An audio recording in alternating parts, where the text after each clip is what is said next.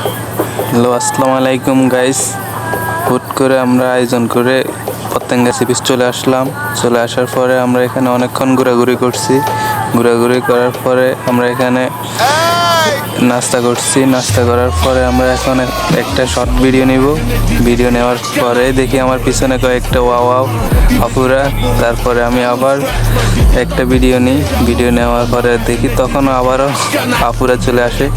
তো এখন আমি আবার আমার মামাকে নিয়ে আমরা পাশে এখন আবার ঘোরাঘুরি করব। ঘোরাঘুরি করে এখন আবার আসছি বাইরে, সি বিচ থেকে একটু বাইরে আসছি রাস্তায়ও ঘোরাঘুরি করলাম কতক্ষণ ঘোরাঘুরি করার পর আমরা আপনাদেরকে সব কিছু দেখাইতেছি কিভাবে আমরা কি করছিলাম।